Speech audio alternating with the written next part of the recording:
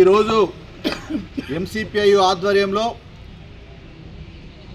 రైతులకు సరిపడా యూరియా అందించాలని, గ్రామాల్లో నెలకొన్నటువంటి సమస్యలను పరిష్కరించాలని, అందుకు తగిన నిధులు విడుదల చేయాలని, అదేవిధంగా ప్రభుత్వ సంక్షేమ పథకాలను అర్హులందరికీ వర్తింప చేయాలని చెప్పేసి డిమాండ్ చేస్తూ నర్సంపేట ఆర్టీఓ కార్యాలయం వద్ద ధర్నా నిర్వహించడం జరుగుతూ ఉంది. ఈరోజు రైతులంతా కూడా ఆరుగాలం కష్టపడి అప్పులు తెచ్చి పెట్టుబడి పెట్టి పంట పండించడానికి సిద్ధంగా ఉన్నప్పటికీ రాష్ట్ర ప్రభుత్వం, కేంద్ర ప్రభుత్వ దోబూచులాటలో రైతులు సరైన పంట పండించని స్థితిలో ఉన్నారు. ఈరోజు రైతులకు కావాల్సినంత యూరియా అందించాల్సినటువంటి కేంద్ర రాష్ట్ర ప్రభుత్వాలు అది విస్మరించి ఒకరి మీద ఒకరు నిందలు వేసుకుంటూ రైతుల్ని ఈరోజు బజార్న పడేసిన పరిస్థితి నెలకొన్నది. ఈరోజు రాష్ట్ర వ్యాప్తంగా 1,40,00,000 ఎకరాల పంట భూమి సాగైతే అందులో 60% ఈరోజు వరి సాగేటువంటి పరిస్థితి ఉంది. ఈ సాగేటువంటి వరికి తగిపడ యూరియాని ముందస్తు అంచనాలతోటి ఈరోజు సిద్ధం చేసి పెట్టాల్సి ఉండగా ఇప్పటి వరకు మొత్తం రాష్ట్రానికి కావాల్సినటువంటి 9,80,000 మెట్రిక్ టన్నులకు గాను కేవలం 6 లక్షల మెట్రిక్ టన్నులు మాత్రమే ఈరోజు ఈ నిల్వలు ఉన్నటువంటి పరిస్థితి ఉంది. కాబట్టి రైతాంగం అంతా కూడా యూరియా అందుబాటులో లేక వేసినటువంటి పంటలని ఏపుగా ఎదిగించలేని స్థితిలో ఈరోజు ఉన్నటువంటి పరిస్థితి ఉంది.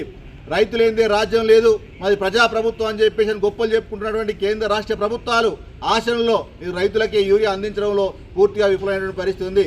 ఒకవైపు మంత్రులేమో కావాల్సినంత ఉందని చెప్పి ఒక మంత్రి చెప్తాడు, సరిపోయేంత లేదు, దాని కేంద్ర ప్రభుత్వమే ఈరోజు బాధ్యత వహించాలని ఇంకో మంత్రి చెప్తాడు.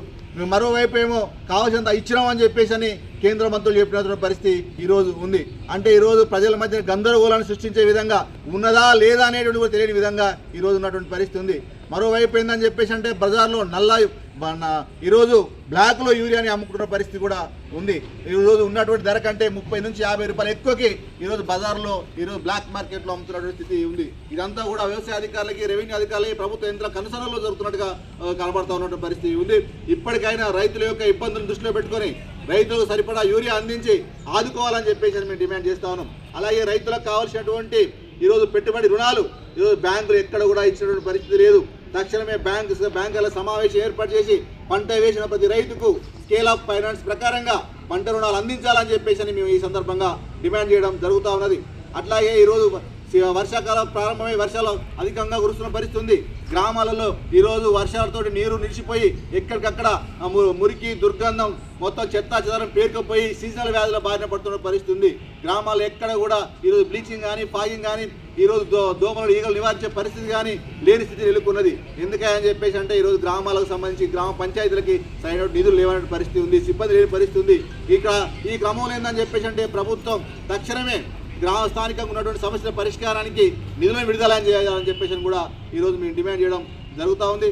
అలాగే ఈరోజు అనేక ప్రాంతాలలో ప్రభుత్వ సంక్షేమ పథకాలు వర్తింపజేస్తున్నామని చెప్తా ఉంది, ఇందిరమ్మ ఇల్లు ఇస్తున్నామని చెప్తా ఉంది, భూములు ఇస్తున్నామని చెప్తా ఉంది. కానీ ఆచరణలో మాత్రం ఈరోజు కాంగ్రెస్ పార్టీ కార్యకర్తలకు, అధికార పార్టీ కార్యకర్తలకే ఆ పథకాలు వర్తిస్తున్నాయి తప్ప అర్హులైనటువంటి పేదలకు వర్తించేటువంటి పరిస్థితి లేదు. కాబట్టి అర్హులైనటువంటి పేదలందరికీ ఇందిరమ్మ ఇండ్లు, పట్టాలు వర్తింపజేయాలని చెప్పేసి అని కూడా మేము డిమాండ్ చేస్తా ఉన్నాం. నర్సంపేట నియోజకవర్గం అంతా కూడా ఈరోజు రైతులతో కూడినటువంటి ప్రాంతం, వ్యవసాయక ప్రాంతం. కాబట్టి ఈ ప్రాంతానికి సంబంధించి యూరియా నిల్వలకు సంబంధించి స్థానిక ఎమ్మెల్యే గారు, అదేవిధంగా జిల్లా కలెక్టర్ గారు ప్రత్యేక చొరవ చూపించి తక్షణమే సరిపడా నిధులని అందించాలి, సంక్షేమ పథకాలు అర్హులకు వర్తింపజేయాలి. లేకపోతే రాబోయే రోజులలో పెద్ద ఎత్తున ఉద్యమాలు వస్తాయని చెప్పే సందర్భంగా హెచ్చరిక చేయడం జరుగుతూ ఉంది.